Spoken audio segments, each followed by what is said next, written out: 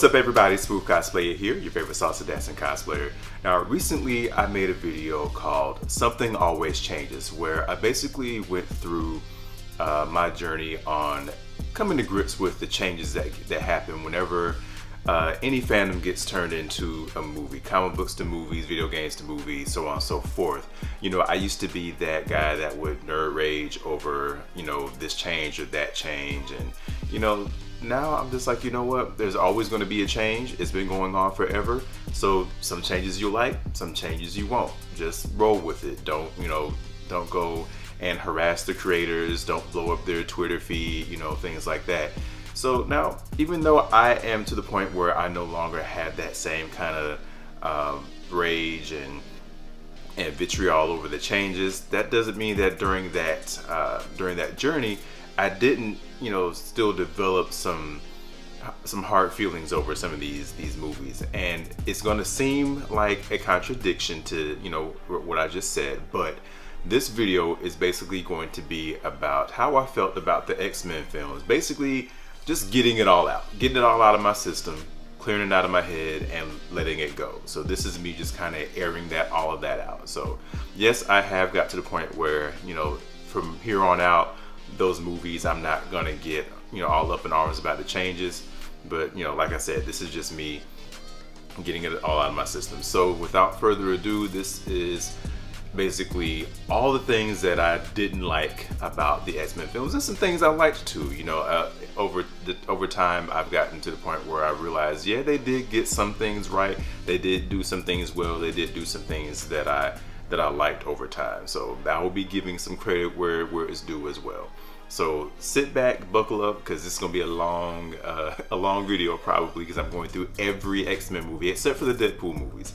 I might mention them here and there, but I'm not really focusing on Deadpool. So this is all going to be all the X-Men movies, starting with X-Men, the 2000 film.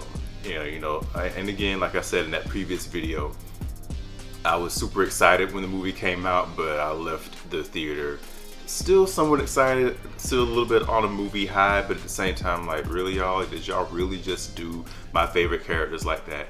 Anyway, let's start from the beginning of that movie. Now, the movie started off pretty strong, in my opinion. You know, we started out with the flashback to Magneto's, you know, being in the concentration camps. That was pretty strong. I'm like, that's one of the best, in my opinion, one of the best intros to any movie ever. Like, that really set the tone for the movie and for Magneto's character. Like, really set the tone for, you know, that villain that you still understand, that villain that you feel for, that villain that you might not like his methods, but you understand why he's doing what he's doing. Then we move on to Rogue. You know, we get that her being traumatized by her powers when she first learned about them, you know, kissing her boyfriend and putting him in a coma because she drained his life force, things like that. Like, this movie started off really strong. Like, I was like, okay, this is good. And then we transitioned into, I believe, the meeting, I don't know if it was like a congressional hearing or something like that, but basically Jean Grey was presenting to a bunch of like congressmen, senators, things like that. And of course, Mr. Senator Kelly interrupts her, and I feel like they really got his part right. Him and Jean Grey. But Jean Grey, I have no problems with, you know, her portrayal at all. Like, Famke Janssen, if I said her name properly, she nailed it. Like, I have no complaints about her at all. Senator Kelly, same thing. He was just as much of a dick as I expected him to be. Like, they really nailed that casting. That actor, I can't remember his name right now, but he nailed that persona of Senator Kelly. He's exactly like I remembered him from the cartoon and the comics. I was like, yes, he nailed that. Moving on to Professor X and Magneto. Now, in hindsight, I can't, and even back then and now, I can't think of anybody else who should have played them. Like, both those castings were nailed. They both did an excellent job. Sir Ian McKellen and Patrick Stewart, like, they nailed it to the wall, drove the nail all the way in the wall. Having said that, I do think about how when I saw Professor X and Magneto in the comics, yes, they were old, but I don't feel like they were as old as they were in the movies. Again, I don't see who else would have made a good job, who else would have done a good job, or even a better job. I don't know. I can't even think of anybody. I really can't. They nailed it. They nailed it so well.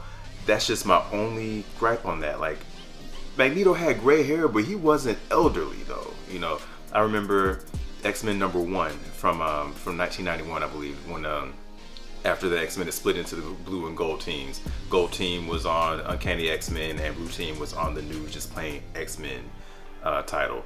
I saw pictures of Magneto there. He had his, his house robe on, but the chest and abs was all out. He was chiseled and all of that.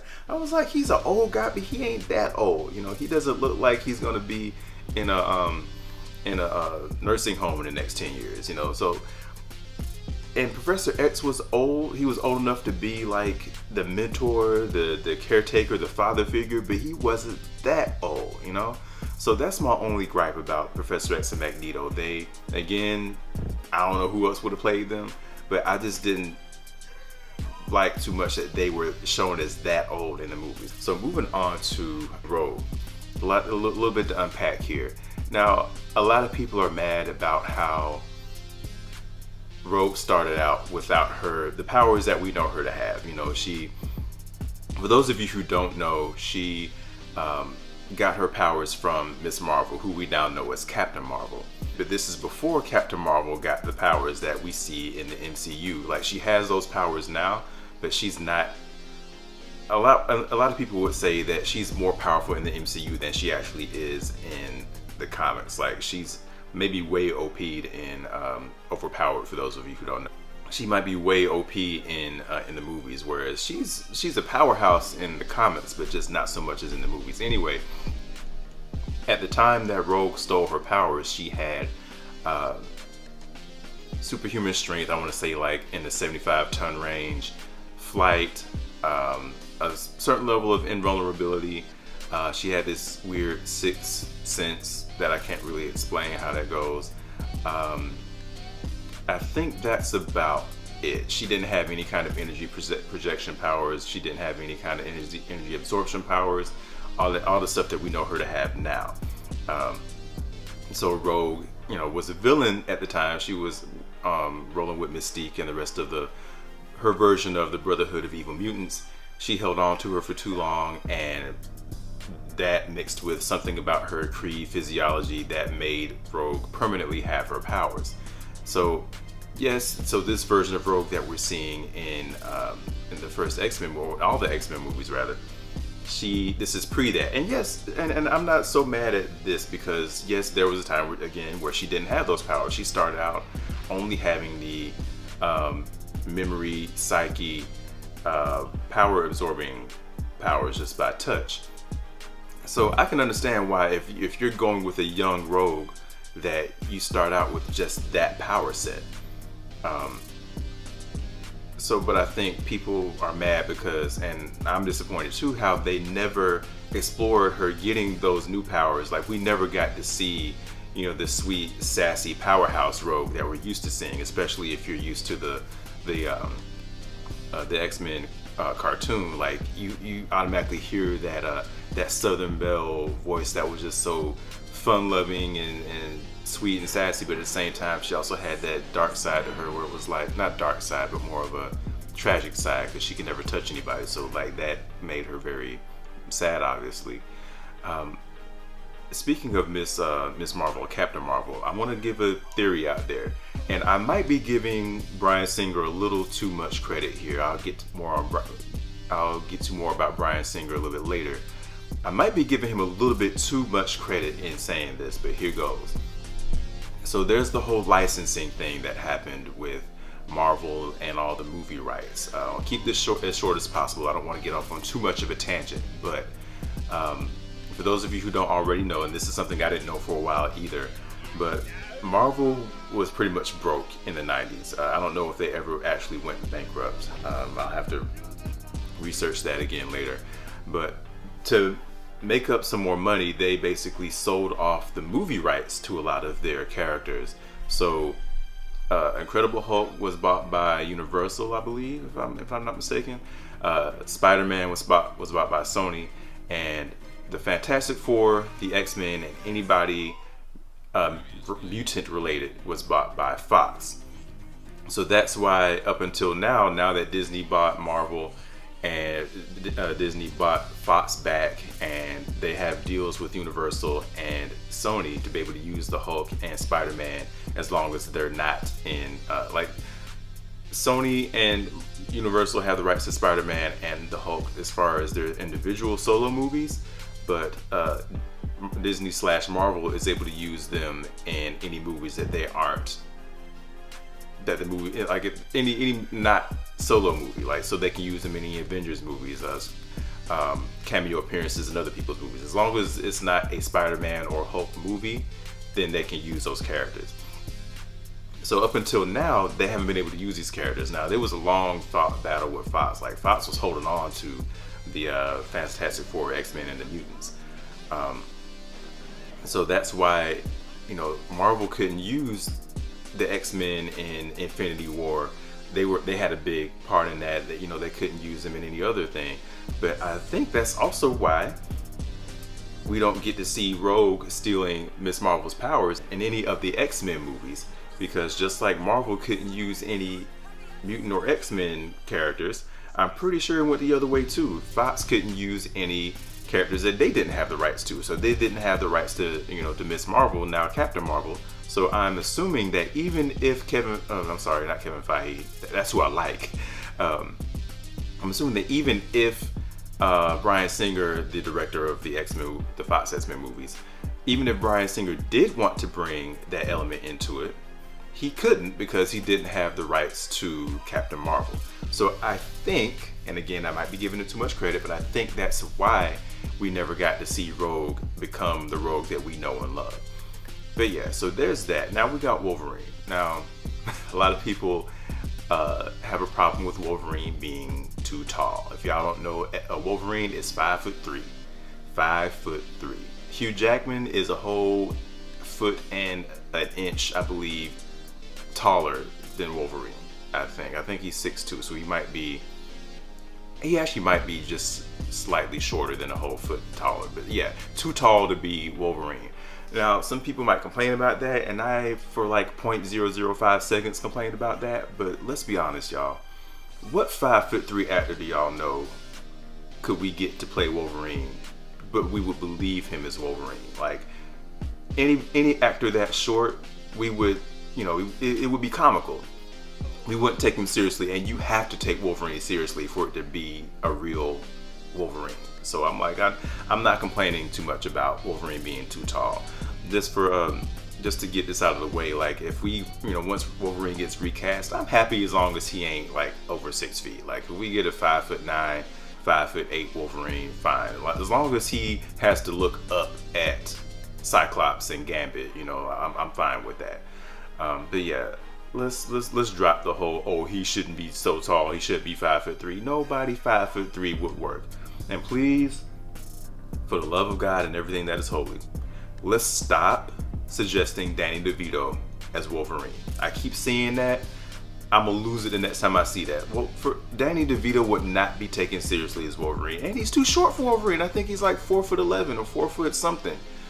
So he's too short for Wolverine. Like, well, if you want to have your X-Men movie be like, if you want to have your X-Men movie flop and be ruined, get Danny DeVito as Wolverine. But we don't want that, so let's not use him.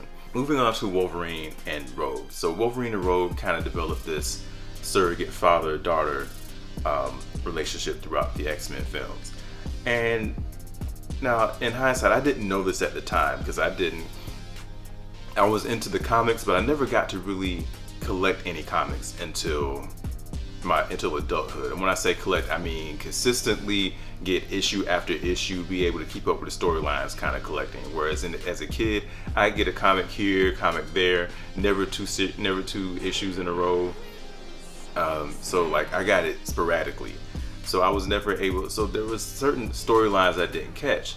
So now as an adult, I've gone back and read a whole boatload of issues. I mean, like going back to even before I was born, like in the late 70s, early 80s. So I've read a whole bunch of issues now.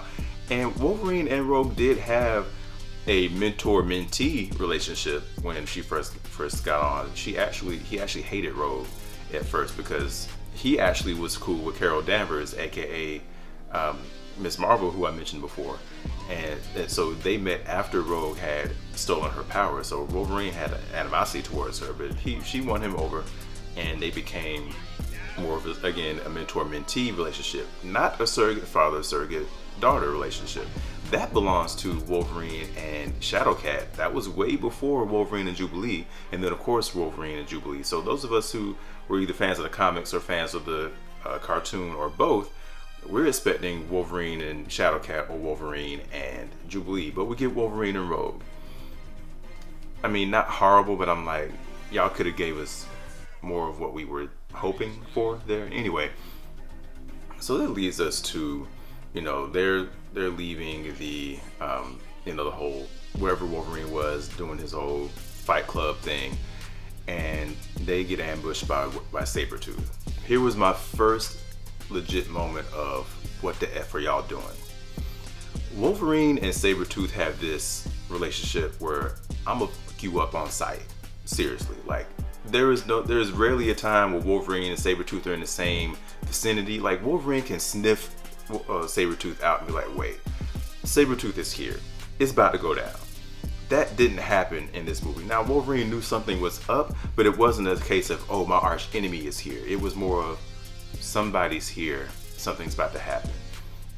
And throughout the whole movie, their interaction does not give you this idea that they have any history between each other. Now, fast forwarding a little bit to the end of X-Men Origins Wolverine, we know, at least in that movie universe, how Wolverine doesn't have memory of Sabretooth, but Sabretooth should have memory of Wolverine. But we don't get that impression throughout any of that movie. So yeah, that's just a whole big like fan moment taken away from us, just having Wolverine and Sabretooth not knowing about each other. So moving on to just the whole X-Men roster. So after that attack by Sabretooth, and then Cyclops and Storm save Wolverine and Jubilee, we get back to the X-Mansion, and Wolverine waking up, finding out where he is, and then Professor Xavier explaining to him what's going on. I really felt like the whole X-Men roster was lacking. Like, you've never seen a roster of X-Men with less than 5 members, but we only get Storm, Wolverine, Cyclops, Jean Grey on this roster. I mean, you could say 5 if you count Rogue, but Rogue got captured and we're trying to rescue Rogue, so it wasn't really like she was on the team during this movie. So like, yeah, that's the smallest X-Men roster I've ever known. We've always had at least 5. The original 5, Cyclops, Jean, Angel, Beast, Iceman. Yeah, so it was 5 of them. When we get to the giant size X-Men series where Wolverine, Colossus, and the rest of that roster debuted, there were 7 of them. And that's not counting Cyclops, who returned as leader. So there were 7 during the Outback X-Men from the late 80s. There was 8 of them. Then when they split off into 2 teams, the gold and blue, in the early 90s, the blue team had 7, the gold team had 6. Like, you never had any fewer than 5 on a team at once, and a lot of times even more than that. So for them to just have those 4, I felt that was a little lacking. Another thing I'll say about the X-Men here is that not all of them were expert hand-to-hand combatants, like say on the level of like Wolverine and Psylocke, but like in the comics, all the X-Men could fight. All of them were able to hold their own in a physical fist fight, hand-to-hand combat fight. You never got that impression about anybody but Wolverine in this movie. Like, everybody was getting their heads handed to them in an actual fight, and they were way too much reliant on their mutant powers, in my opinion. Oh, speaking of which, I haven't even addressed. We got 2 people to address here. We already talked about Wolverine. Already talked about Jean, Cyclops, and Storm here. All right, Cyclops. Now, I'm Team Wolverine all day. I love Wolverine. Cyclops was never my favorite of the X-Men. However, I would defend Cyclops all day. Cyclops was, and I'll send you a link to this, send you guys a link to this video, Comic Book Girl 19 or Comic Girl 19, I forget which one, but I'll link it. She does a really good video on a lot of X-Men stuff, but specifically about how all the X-Men movies pretty much just destroyed Cyclops' character. If you only know the Fox movies, then you have a really low opinion on Cyclops. Cyclops is to be respected. Y'all gonna put some respect. I said that incorrectly on purpose. Y'all gonna put some respect on Scott Summers' name, for real. Scott Summers is one of the few people who can keep Wolverine in line, right? Very few people I know could have backhanded Wolverine and lived to tell the story. Now Wolverine and Cyclops, they butted heads all the time, but Wolverine always respected Cyclops. Wolverine always followed Cyclops' lead. Now he might get out of line and Cyclops will have to reel him back in, but at the end of the day, Wolverine is a soldier and he will follow Cyclops' lead. Regardless of how much he didn't like him, regardless of how much he wanted to steal Cyclops' girl, Wolverine followed Cyclops' lead. And that's the thing with Cyclops in general. Like, the X-Men are full of different characters, different personalities, strong personalities, weak personalities, wild cards, lone wolves, and all of that. Cyclops, whenever he was in charge, he kept them all in line. They might not like Cyclops, but they followed Cyclops. They respected his leadership. You never got that vibe from him at all in any of the Fox movies. Like, if I didn't already know Cyclops was the leader, I wouldn't have known he was the leader from watching this movie. I would have thought he was just some jealous pretty boy who was trying to keep his girl away from Wolverine. And that's really all Cyclops was good for in these movies. He was there just to be in Wolverine's way. That's all he was. And he is so much more than that. Like I said, without going on a bigger Cyclops rant, y'all gonna respect Cyclops. For real. Like, go pick up some comics, go watch the cartoon even. The cartoon even does a better job of that than the movies. Storm. I finally, in adulthood, got to the point where I forgave Halle Berry for messing up Storm. It is not her fault. It's the writer's fault.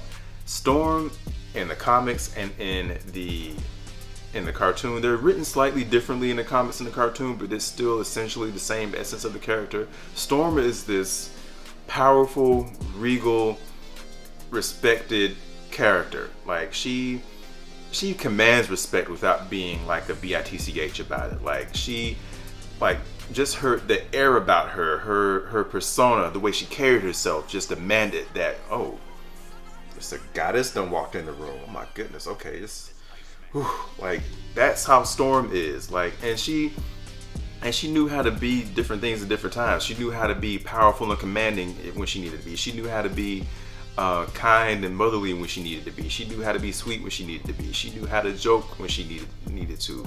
She wasn't this meek, mousy, timid character that they wrote her to be in the Fox movies. Like, that's just not her. Storm was really only Storm in name and powers in the movies. Like, she really did. Maybe in X3, which we'll get to in a little bit, maybe then she kind of had a little bit more of a powerfulness to her. But yeah, that just, and again, I put that on Halle for so long, but really it's the writers. It really is the writers, Bryan Singer and all of them, who destroyed that character. So it's not her fault, it's the writers. But yes, they did not get Storm right at all. So then we get some of the cameo characters. We got Iceman. Iceman makes his debut, and we also see Pyro. But Pyro, like, I think it's a different actor in this movie than in the next two. So we show Shawn Ashmore, I believe is his name, but he immediately starts flirting with Rogue in class and whatnot. So we get Iceman and Rogue as the romantic thing going on, as opposed to what everybody wanted, which was Gambit and Rogue. We get Gambit for like 5 minutes in X-Men Origins Wolverine later. I'm skipping ahead too much here, but nobody wanted Iceman and Rogue. Now, that was canon in the comics, but after the movie came out, that became a thing in the comics after the movies. Like, that, I'm not hating on Iceman. Like, I liked his character in the movie, but it shouldn't have been Iceman and Rogue like that. That's anyway. So we got that. Then we also have, let's see, Mystique. I don't know what the deal was with naked butt booty naked Mystique. Like, I guess that was just not. I'm not approved by any means, but like, I don't think that was necessary just to have her just be stark naked. Like, I don't know, maybe people felt like, oh, that translates better to maybe that translates better to film or whatever. But I'm like, you have her seamlessly transitioning into having clothes when she turns into this character and that character. So I'm like, why not have her have the original costume that she had? Like, that just, it made no sense to me. It just really felt like, oh, let's just do fan service here and do the whole male gaze thing. I'm like, yo, that was unnecessary. And the scales and all of that too, like, that just turned me off. Now, I do like the actress's job. I forget her name, but she did an awesome job. I love her, the job that she did as Mystique. I didn't like the visual appearance. It just seemed unnecessary to me. Toad, I love Ray Park. Ray Park is awesome. He made, and this might have been the writers too, but he made Toad cooler than he should have been. Like, it was one of those changes that was wrong, but I wasn't mad because, like, I never cared about Toad before this movie, and he was a bad A in this movie. Like, Ray Park, if you have Ray Park play somebody, they're gonna be super awesome. Like, we're talking about the same guy who played Darth Maul in Snake Eyes. Like, him playing Toad, there was no way Toad was gonna be the same lackluster Toad from the comics. But yeah, I mean, they got him wrong, but I'm not really mad that they got him wrong. Speaking of Toad, let's talk about this train station battle. Like, again, when I talked about how all the X-Men, basically their powers, they relied too much on their powers and they couldn't fight. Like, that was on display in this train station battle.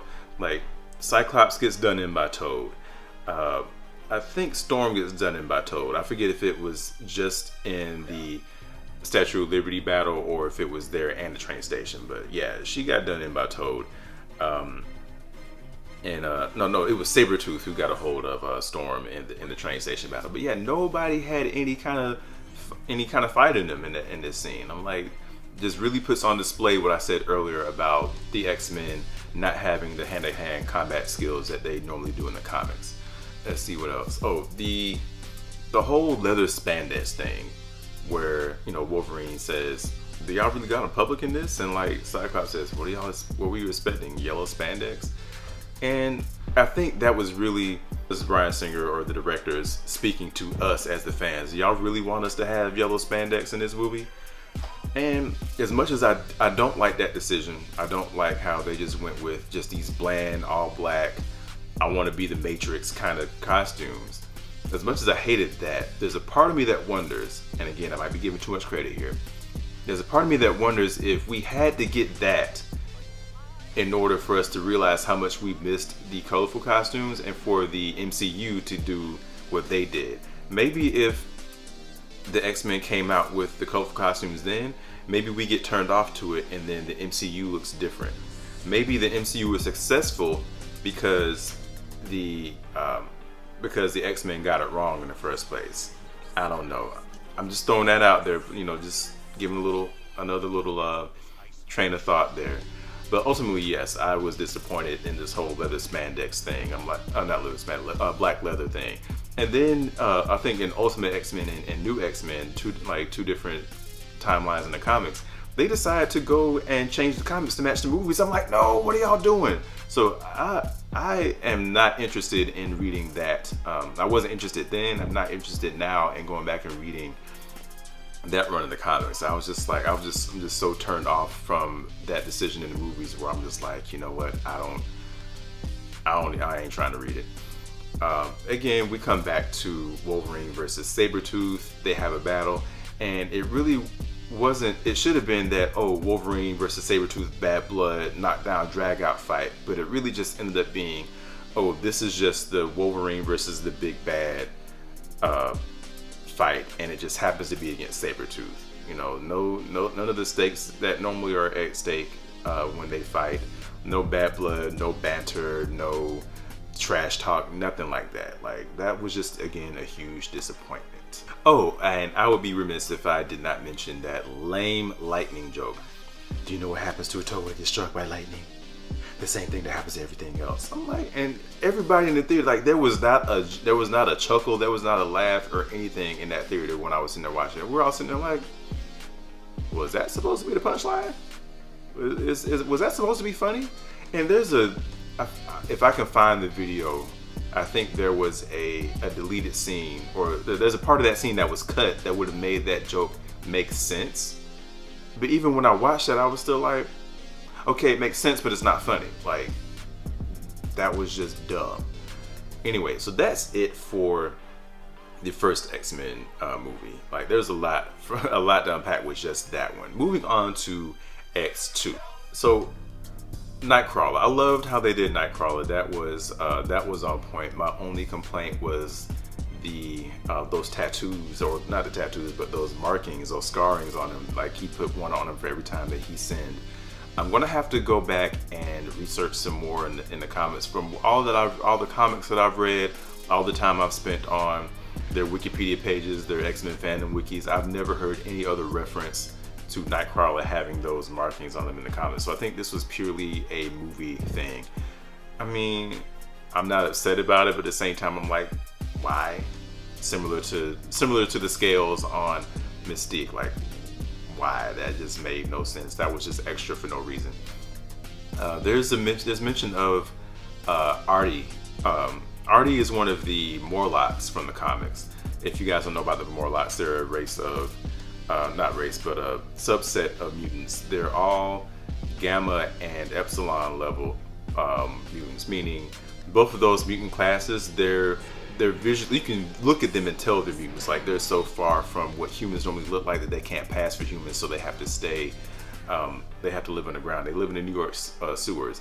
Artie is one of those mutants. He's a Morlock in the comics anyway, and his appearance is just, he doesn't look like a human, whereas he looks legit human in this movie.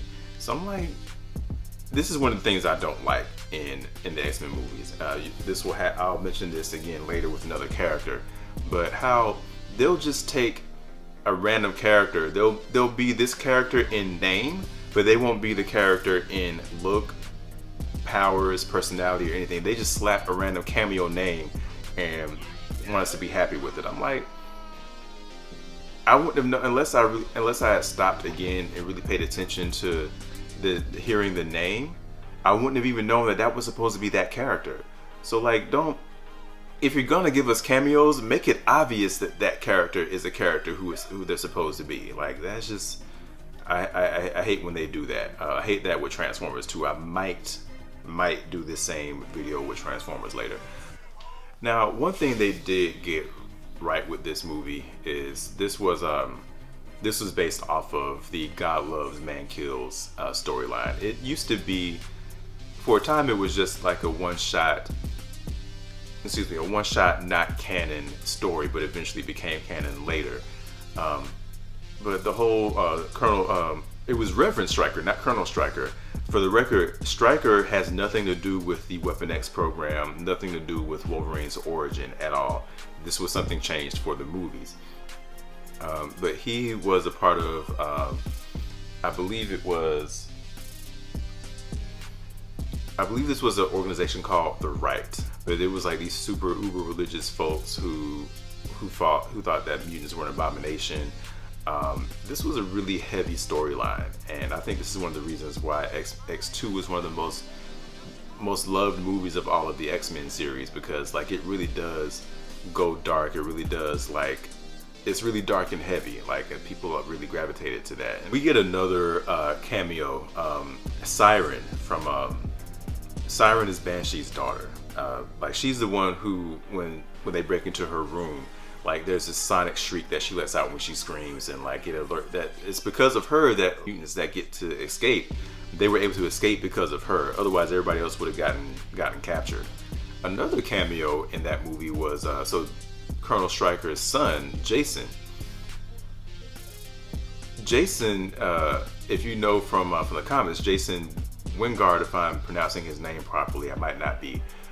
He was a mutant called Mastermind who could create illusions, basically make you see something you're not seeing. And these big old huge elaborate illusions too, just as elaborate or more than what you saw in the movie. So they really portrayed his powers correctly, but he was not Colonel Stryker's son. He was actually a member of the Hellfire Club, and he had a big part to play in. He was a member of the Hellfire Club, but he was also a member of one of the early incarnations of the Brotherhood of Evil Mutants. He had a big part to play in the Dark Phoenix saga because he was the one who kind of manipulated Jean, or the clone of Jean, who was the avatar of the Phoenix Force. He played a big part of inadvertently turning her into Dark Phoenix by like filling her mind with all these passions and pleasures and all of that, and she just went dark after that.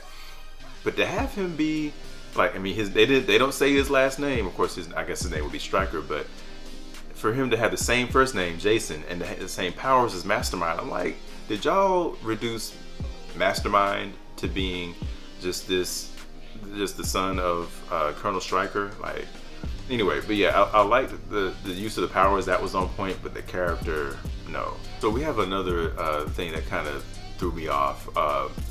Mystique versus Wolverine. Let me backtrack a little bit. Back in the first X-Men movie, Wolverine versus Mystique. Now, Mystique is no slouch when it comes to fighting, but she should not have been able to, like, Wolverine lost that fight. I'm gonna say that. Wolverine lost that fight until the end when she tried to impersonate another character and he was able to sniff out that it wasn't Storm and then stab her in the stomach with his claws. That's the only reason he won that fight. Like, he got his head handed to him in that fight. He shouldn't have.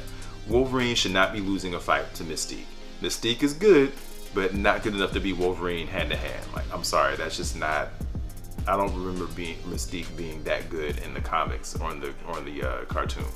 Okay, back to the main point. In X2, there's a scene where Wolverine and Mystique are in the tent together, and Mystique tries to make an advance on Wolverine. I found out after the fact that was actually a thing. Wolverine and Mystique actually did have a couple of romantic, or at least one night stand kind of run-ins in the comics. So that was a thing. I didn't know it at the time, so I'll give them credit on that one. Then we get Wolverine and Lady Deathstrike. Again, this is like Wolverine versus Sabretooth Part 2. Wolverine and Lady Deathstrike have a history. If Lady Deathstrike would hunt Wolverine down, okay, like the cartoon got it wrong, or they changed it rather. They in the comics, Lady Deathstrike has animosity towards Wolverine because her father had a hand in the adamantium bonding process that helped make Wolverine who he is, and he died, and she mistakenly assumed that Wolverine killed her father. So this is why Lady Deathstrike went through all the transformations, augmenting her body with the cybernetics and the adamantium long claws out of her fingers. So she just has not a death wish. She wants Wolverine dead. She wants to kill Wolverine. In the cartoon, they made it seem like Wolverine and Lady Deathstrike had a romantic relationship, and he had to leave for whatever reason, and she assumed she just got abandoned, and then she has bad blood towards him. We don't get any of that in this movie. We basically just get, hey, this is your Wolverine versus Lady Deathstrike. Be happy with that, but with none of the emotional baggage that comes along with it. None of the history. It's just a knockdown, drag out fight that just happens to be Wolverine versus the big bad, who just happens to be Lady Deathstrike. But again, you know nothing about the history between them. No reason why they should be fighting. So that was a letdown. Excited to see her in it, but it was like y'all just wasted that cameo. So that's it for X2. Moving on to X3, one of the most hated movies of all the X-Men series. So X3, we get they did a couple of good cameos, not character cameos, but more like story element cameos in the beginning of X3 during this Danger Room sequence. You get a little hint of romance between Colossus and Rogue. I mean, it's ever so slight. You only notice it if you're looking for it. and I was looking for it because there was a time where Rogue and Colossus kind of had a little thing and it never developed into anything, but Rogue and Colossus kind of had an attraction, mostly from one of the reasons Rogue kind of liked him was because at the time Colossus was stuck in his armored form. This is during their Outback X-Men days. The X-Men roster was Colossus, Wolverine, Rogue, Storm, Psylocke, Longshot, Dazzler, and Havoc. But yeah, Colossus was stuck in his armored form. Therefore, Rogue's powers wouldn't affect him. So basically, they could be close. I don't know if they ever got intimate, but they could be close. They could at least physically touch without Rogue's power affecting him. So we got a little taste, a little dab of that in the beginning of X3. Then we also get the famous Fastball special that a lot of people have been wanting. Fastball special was when Colossus and Wolverine were together during the second roster of X-Men from back in like from 75 into the 80s. Colossus would take Wolverine and toss him at an enemy. So that's what Wolverine would call it, the Fastball special. So that was an ode to that when that happened in the movie. So that was a good thing. They do some good things with these movies, but overall I'm just like I messed up too much too. And we finally get to, like I said, we finally get to see them in the Danger Room, which we didn't get at all in the previous two movies. So I'm like, why just now? Another thing, Storm's hair. One thing Storm, if you read her description, long white hair, straight up white hair, and she had straight up white hair in the previous two movies, but she got gray hair in this one. I'm like, really, y'all? And it's not like she aged. She didn't get old. They just gave her gray hair. I'm like, y'all had it right these past two movies. Why y'all gonna go and do this time? One thing I did like about Storm was that she became more assertive and more headstrong in this movie, which was a little more in line with her actual character. I'm like, okay, y'all actually gave her some oomph. Y'all gave her a little edge, as opposed to that little meek, mousy Storm that we got in X1 and 2. So that was an improvement. I like that, especially with her fight with Callisto at the end, and in the first fight with Callisto too. But if you watch the deleted scenes, that fight was not as one-sided against Storm as it would seem if you just watched it in the theaters. So that was a good improvement, though. I did like that. Now here's where we see Beast. Now this is not our first time seeing Beast. We see him in a cameo appearance, I think, in X2, but it was in his not blue regular human form, and it was like on a news. It was on a TV in the background, and on like some little news conference or whatever.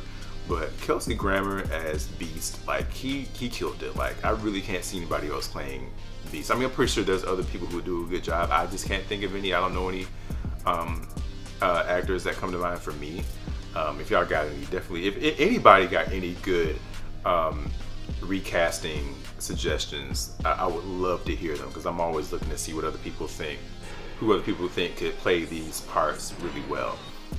So yeah, Kelsey Grammer, he nailed Beast. I have no qualms, no complaints about his portrayal and that casting. That was on point. Now Callisto, I love the actress Callisto. I mean, just because I think she's cute, really. Dang it, I can't remember her name right now. I will put her name in the picture later. But yeah, for some reason I can't remember her name right now. Diana, I think it's Diana Ramirez, but I'm not sure. I'll correct it if I need to. But yeah, I love the actress, and I don't have a problem with her with the casting. I have a problem with the powers, because Callisto was not. Now she was a good tracker. She was able to detect mutants, I believe, in the comics, but she did not have super speed. She did have superhuman reflexes, but that does not translate to having speed on the like that was Quicksilver level speed, not quite Flash speed, but she was not that fast in the comics or the cartoon. So that was an exaggeration of that level of her powers. So that I kind of had a problem with. I was like, really, y'all? So I guess maybe I'm guessing they needed something to show visually other than her mutant tracking power.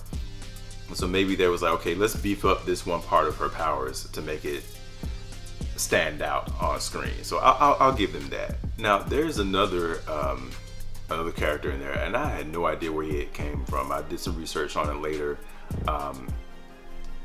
They call him Kid Omega in the credits, but it was the dude who had like the quills or spikes coming out of his head later on. And now Kid Omega belongs to another character who will come up later, Quentin Quire, who was like an Omega level telepath, like on par, maybe even more powerful than Professor X and Jean Grey.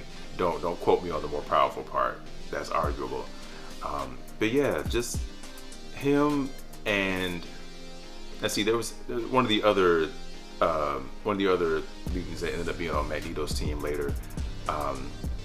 Arclight. She was a member of Mr. Sinister's Marauders, so I wasn't too mad at that cameo. I'm like, okay, cool. But this Kid Omega, I'm like, y'all could have gave that cameo to somebody else, like somebody a little bit more well known. I feel like they were reaching for that one. That's another thing I don't like.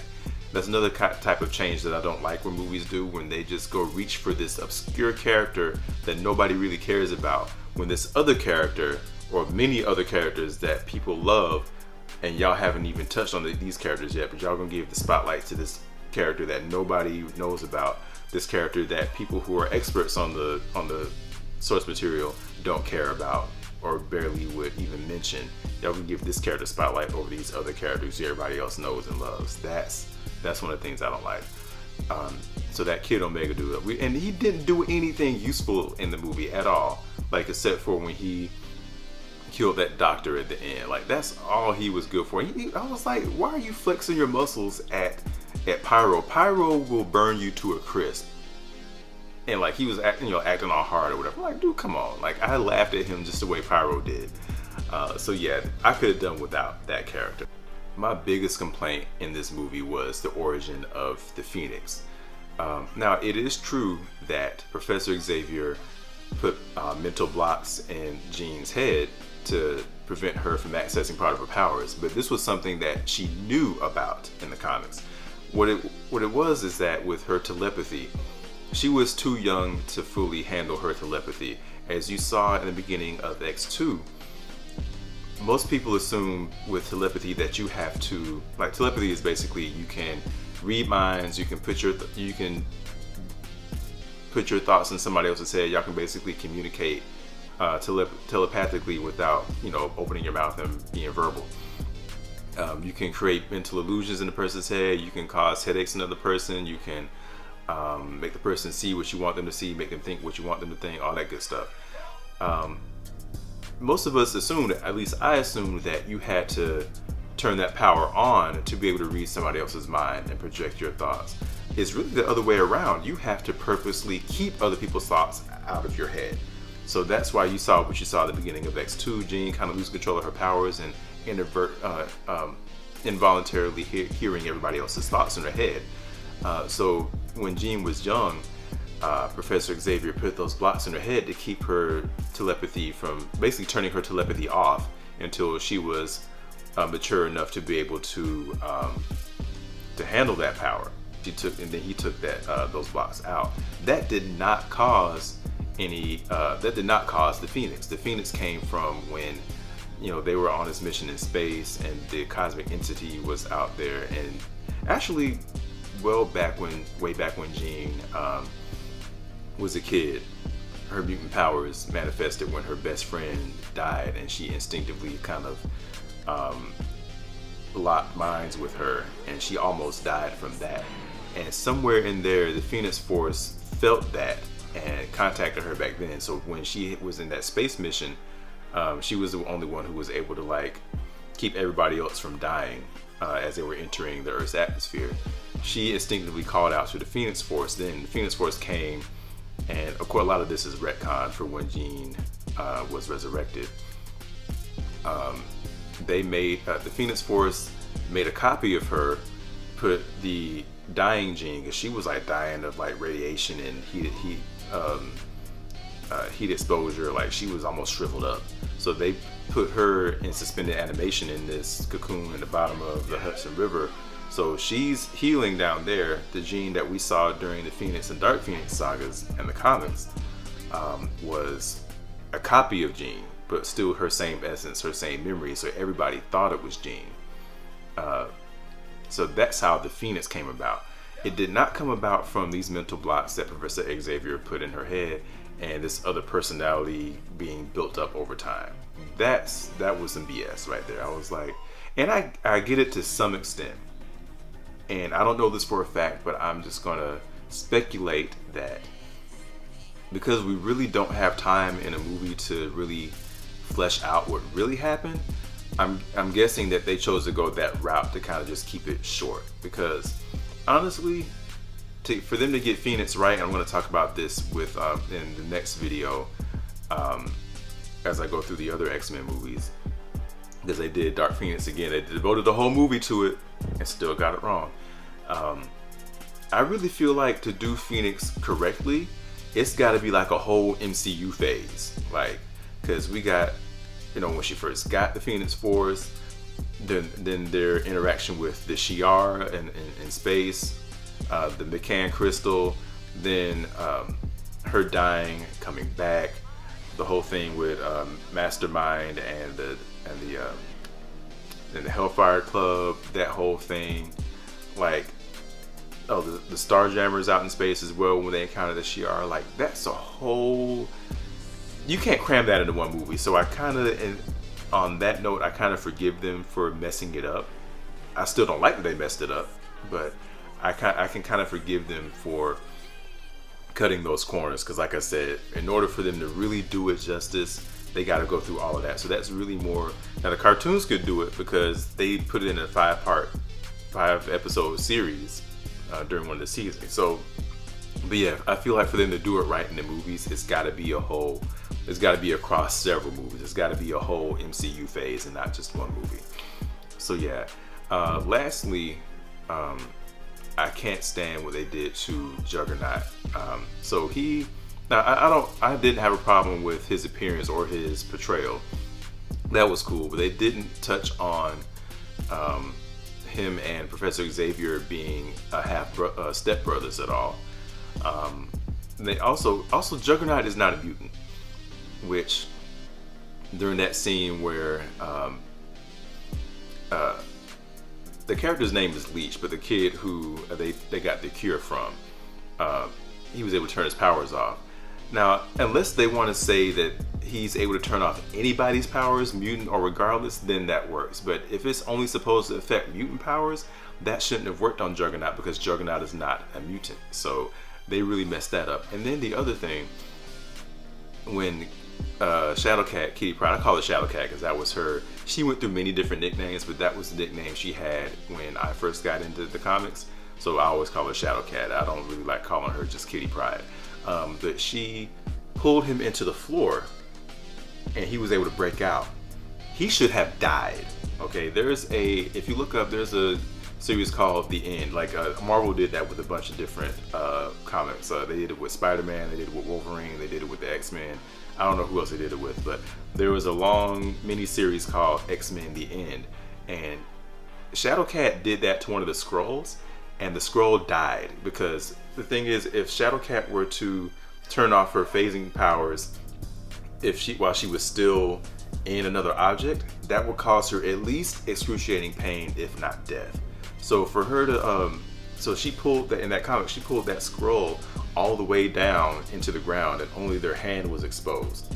That Skrull died because when she turned off her phasing power and let him go, he materialized within the ground and that instantly killed him. That should have happened to Juggernaut. Now you also might make the, actually no. I was about to make an excuse for them, because since Juggernaut is not a mutant, he actually got his powers from this thing called the crystal of Cyttorak, I believe. So it was like this magical entity. So he becomes the avatar for Cyttorak. So basically, he superhuman strength, superhuman durability, doesn't need to eat, doesn't need to breathe. On top of that, invulnerability and superhuman strength, anytime he gets moving, he cannot be stopped. Like, that's why I call him the unstoppable juggernaut. Like, anytime don't let him build momentum, because you cannot stop him. So I was going to say that maybe because of that, maybe that's what allowed him to survive that. I mean, pulled him to the ground, but at the same time, but they didn't go that route. They made him a mutant, so he doesn't have that same level of invulnerability. So yes, he should have died. So, but yeah, they didn't get that right. I'm trying to see what else. Psylocke, they did my baby Psylocke so wrong. Psylocke is my waifu, as they say. I didn't realize she was in the movie until I saw the credits. I saw her listed in the credits. I'm like, where was Psylocke? And I'm like, oh, that one girl who, she had Asian girl, short funky hair. She had like the purple streaks in her hair, and she kind of came out of the shadows during that scene right before Kid Omega killed that woman with his spikes. Psylocke later on, like in the late 90s, gained this secondary power where she was able to teleport through shadows. So that was part of her powers being portrayed properly, but that's not the power that you think of when you think of Psylocke. You think of her telepathy and her ninja training because of, well, I won't go into her backstory. That's a whole, I could do a whole video on Psylocke's backstory. Anyway, again, yet another throwaway cameo where like it's not super obvious that this is a character who they're supposed to be. And again, unless I stayed in the theater to watch the credits like I did and saw her name Psylocke in the credits, I would not have known that was her. Like, they really, again, she's a fan favorite character, and for them to just kind of whimsically throw her in there like that, that's just unacceptable to me. Anyway, that is it for this half. I was intending to do all of this in one video, but I have gone over an hour and I've only gotten to the first 3 because I probably talked too darn much. Anyway, I'm gonna do another video on how I feel about the rest of the X-Men movies. Gonna cut it off here. This will be a 2-parter. Hope you guys enjoyed it. Let me know if your thoughts in the comments. Again, if you guys got recasting ideas, who you would like to see play this X-Men character or that X-Men character in the MCU. Let me know. Hit me up with that in the comments. Any other gripes that y'all got similar to mine in the comments, let me know. Y'all have a good night. Y'all have a good time at whatever con you're going to next. Good luck on your costume builds, your cosplay builds. Please hit that like button, that subscribe button, that share button. Leave me some comments, and I will see y'all at the next video. And I will see y'all at part 2 of this video. Peace.